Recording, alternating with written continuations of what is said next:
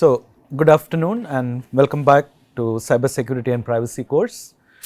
So, we have slowly moved from the cybersecurity space to information privacy space, and as we go, we will observe that a lot of concepts are common, but privacy seems to be a concern, right?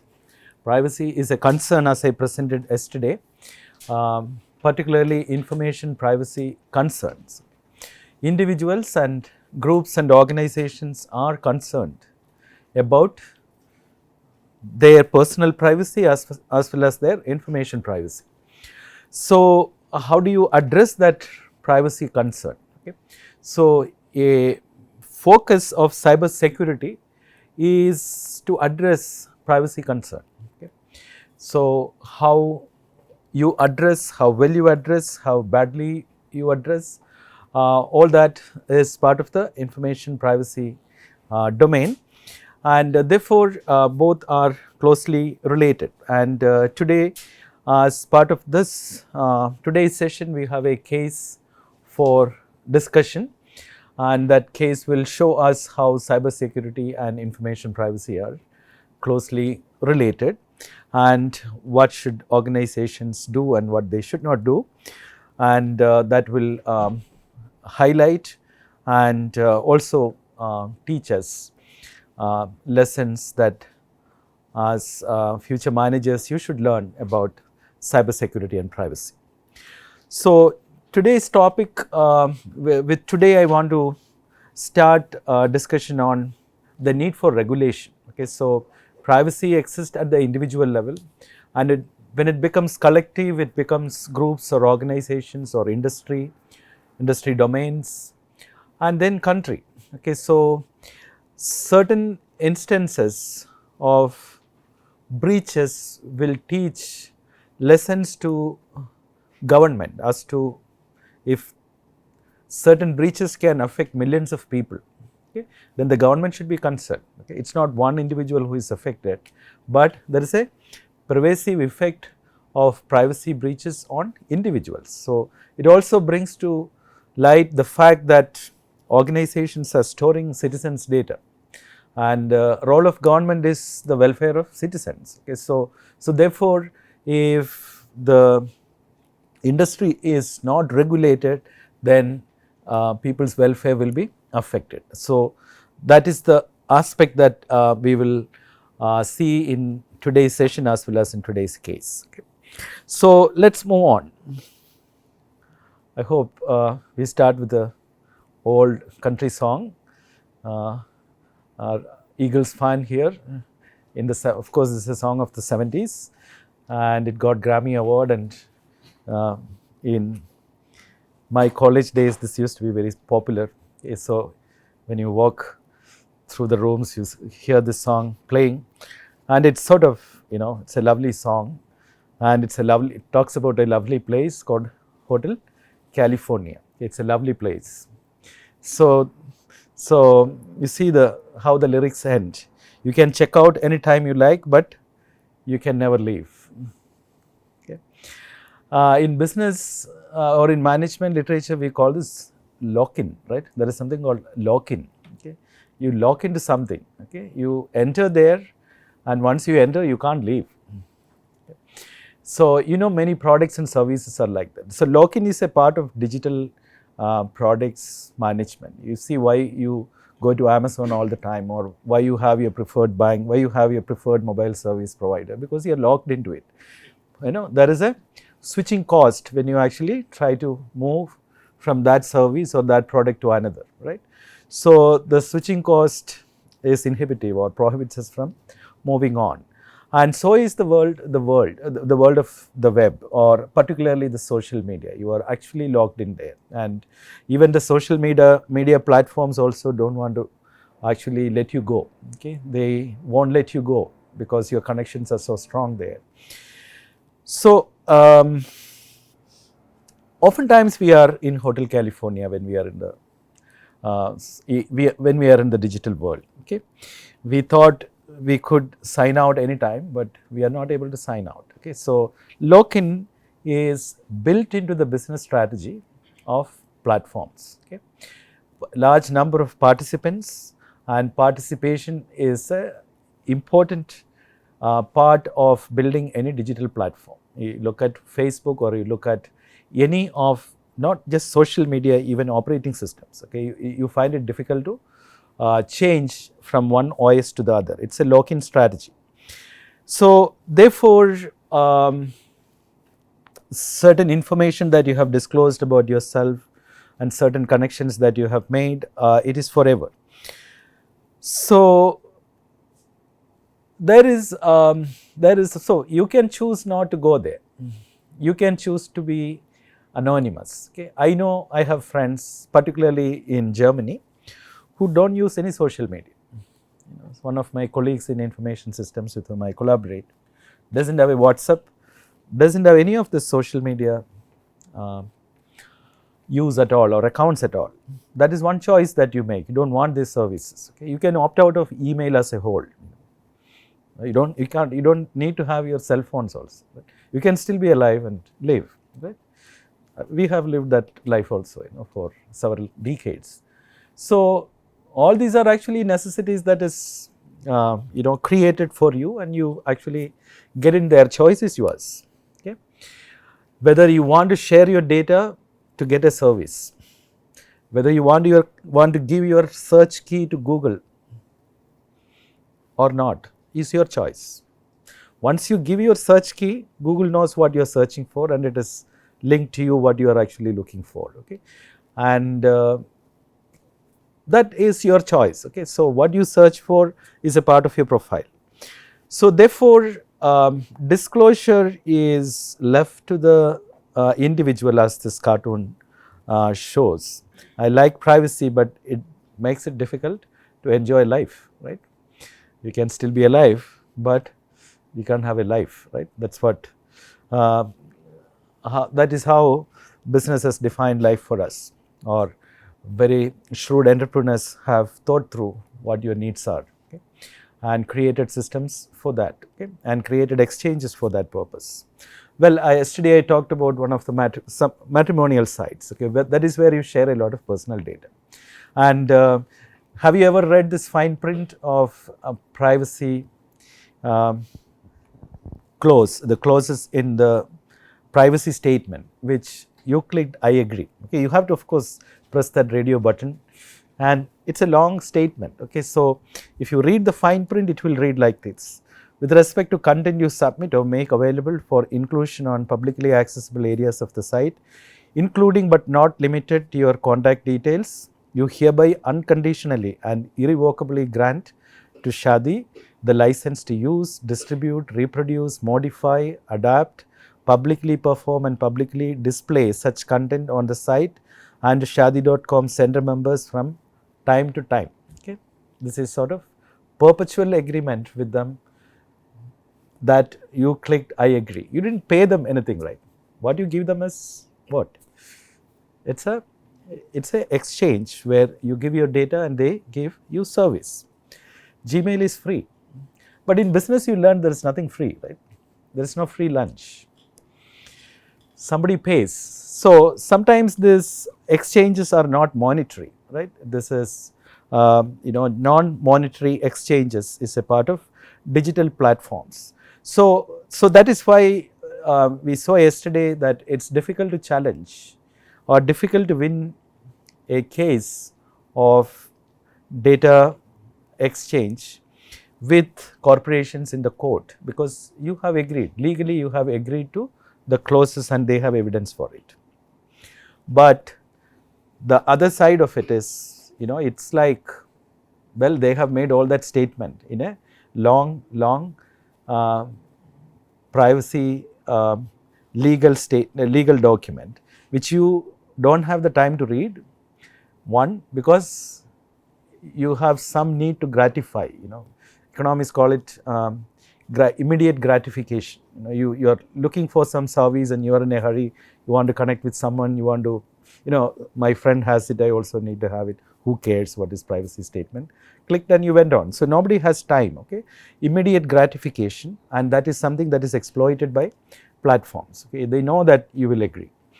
And a study by Lockin, both are faculty in Harvard Business School, and they recently brought out a book on online experiments, which I read. So I came across this facts which they present.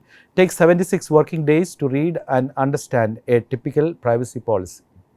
So you may read some of it, but you won't understand because it's legal language and you are not a legal expert. So it's a technical language which is difficult.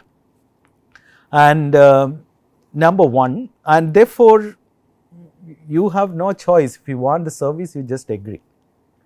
Okay, it is by design like this. Okay, this is an issue which is one-sided. Privacy agreements are sort of one-sided documents. Regulation is trying to accept it because it's not a fair play. Okay, a user has to agree without understanding what it means. Okay, and of course that is a need, but it is not fair. There is a issue of fairness here. Okay, that is why somewhere there is a need for regulation. And when we discuss GDPR as we go, we will say GDPR actually tries to address this issue of unfair exchange of information. Okay. And these scholars also found that they report a number of online experiments platforms too. Okay. When you actually sign into your Facebook account, you are a participant in their experiments almost every day. Okay. They are actually testing out where you go, which profiles you spend time on, or which advertisements you respond to, etc. They are constantly observing. But actually in experiments or in any research which involve human subjects, they are supposed to take your consent to participate in an experiment or a survey. It should be an informed consent process, but they don't. Okay. And again, there are legal safeguards in their favor. For example, in experiments, if you actually tell you it's an experiment, then the purpose of experiment can be defeated. Now, this is one side of privacy and legal safeguards for privacy, etc. But on the user side, okay, you see there is absence of regulation, or regulation is still evolving, and you also see that it is in favor of corporations to actually exploit certain needs or desires of individuals, which they can actually exploit using these platforms. So there is a question of fairness there. But on the other side, very few people want to be let alone. Privacy is the right to be let alone, but actually you don't want to be let alone. You want others to know about us.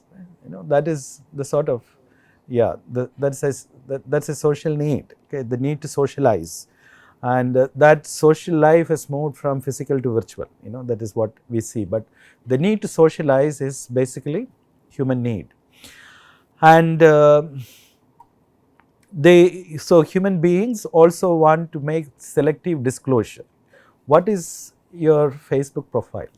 What is my Facebook profile? Do people know about what I am really? Do I disclose that? You have a selective disclosure. Okay, and that is to make an impression or a statement about yourself, which you want, what you want to be, right? And so the platforms have to be designed in such a way that it fulfill your need to define yourself in a way that you want to do it. Okay. And in that need, in that sort of strong desire, you actually end up disclosing a lot of information about yourself. Okay. So another scenario is, when you go for buying things, okay, be it online or be it physical stores, there are loyalty programs. Okay. So today you don't need a loyalty card, you just need to give your cell phone number. That's your primary key, against which they insist often that you share your phone number with the retailer. But is it mandatory? I don't, I stopped sharing. Okay. I said no, I don't have a phone number. So then you still can buy, but sharing that number is up to you. Okay? The moment you share the number, next time when you go, they are actually keeping track of what you buy. So buyer's behavior, your preferences, all that constitute your profile. Now, if you have a loyalty card or you are a member of a loyalty program, say of Titan, for example, where I am a member, so they actually accumulate certain loyalty points for it. And then you get some discount, or you get some money back, and so you have signed in, wherein you have disclosed your information, sometimes Aadhaar number, sometimes phone number, and some basic descriptive data about yourself. But who compels you? There is no compulsion. Okay? Can you? It is a request. You sign in. Why you sign in? Because you get some benefits. Okay? And all benefits comes at a cost. Okay? The cost is they are actually monitoring what you buy. So there is data about you that is involved in any loyalty program. Okay? You get bribed to share your data.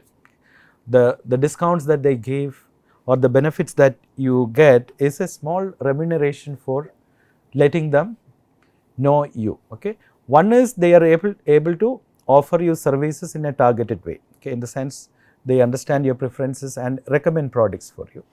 The other is data has a monetary value. Okay? And they can actually sell your data. So many retailers in the United States, I have read, make more money from data than from their products. So we agree because we need service. They use your data, make money out of it. But when you get to see that in the moment you are affected by the trade of data, then you raise privacy concerns. Otherwise, you do not have a concern. So this is known as privacy paradox. People want both. You want both. You want to experience service. You want the best email experience from Gmail, and you want them to give it free to you, which obviously cannot happen. They want to share what you write with advertisers. They want to make their money. Okay? So an individual may not be reading your emails, but the text is scanned to understand what you are actually writing. A lot of analysis is possible with emails. So they make their money with your data. You want service. Okay? So it is designed an exchange, and therefore there is a paradox. It is conflicting, okay, to claim privacy when you are actually getting something using your data from a service provider. So to sum up, personal experience and privacy, okay, these are conflicting needs. Okay? You want the best personal experience in online services. At the same time, you also want privacy, which is not possible. Okay? If you have to take something from the top, you raise your hand, something falls off. Right? So, so this is known as privacy paradox. Okay? Now, can this paradox be resolved? No, that is a difficult question. So you share your identity and you get certain privileges, and it's your choice, it's your decision whether you want the service or not. Okay? But what is worse is when it comes to government, when you are a citizen of a country, okay, there are certain mandatory disclosures that government will require. Okay? And government's point of view will be that in order to secure you in a country, we need to know you. And therefore, you cannot completely hide yourself anywhere in the world. And that is what Derek Smith, CEO of ChoicePoint, said when his company, today we are going to discuss another case which is similar to ChoicePoint, a credit bureau whose data breach happened in 2005. Today's case is about 2017. This was way back in 2005. Which actually again brought the issue of privacy into public debate and into policy making, into regulation, everything. So Derek Smith was under fire that time, and he said, and many people started criticizing this industry itself, this credit bureau or organizations which collect, process, profile and sell information about individuals. which corporations need for credentialing and many other purposes, but the industry itself is fake, or industry, not fake, industry itself is illegitimate because they are storing individuals' information and they are not able to protect it. And so individual identities should be kept anonymous was an argument, and to which Derek Smith responded, you have a right to privacy, but in this society we can have a right to anonymity. Right to privacy and right to anonymity are two different things. You have a right to privacy, but you cannot be anonymous in a planet. Okay? You have to belong to some country, right? That is how we have defined our territory. We have defined territories. Okay? In the colonial era, the British tried to make most of the world theirs, but still then it is you belong to one of the colonies. Okay? So you have some identity, you identify with some territory. Okay? And that is how humanity exists in the world, and therefore you cannot be anonymous anywhere for yourself to be affiliated and to enjoy the privileges of being a part of a country, right? You enjoy a lot of privileges when you belong to a country, when you belong to an organization, but if you have to get that, you have to say who you are, okay? And some basic information needs to be with the government, okay? So that's the other side. We fail to see that sometimes. Now, right to anonymity. So what is anonymity? So we need to have clarity about some of these concepts. What is privacy and what is anonymity? Okay. So, okay, let me not put that question to you. So, before going into defining or understanding these concepts of privacy and anonymity and secrecy and so on, let us also understand what is personal data and personally identifiable data, okay, or personally identifiable information, PII often it is called. Personal data is any data that is related to you, which is yours, okay. Your name, your age, your place of birth, your address, your cell phone, all this is personal data, okay. And personally identifiable data is data that is able to uniquely identify you, okay. You must have discussed this in databases, right. There are certain attributes that uniquely identify you, right. Not all attributes, like your name is not a unique identifier, okay. But your name, when you actually combine certain attributes, it can become a unique identifier. So such identifiers which are not uniquely identifiable are sometimes called quasi-identifiers, okay. Your name is a quasi-identifier, but you give your age, give your address, okay. When you link all this, it can, almost distinctly, may not be 100%, distinctly identify you. So there are algorithms to identify people from whatever data is disclosed, by linking. So identifiable data, so email, cell phone, etc. are very much identifiable data. We have seen this, right. So the data points or the attributes that has the potential to uniquely identify you or partly identify you, they are identifiable data. So some of the concepts regarding PII we will discuss when we discuss GDPR as a regulatory document.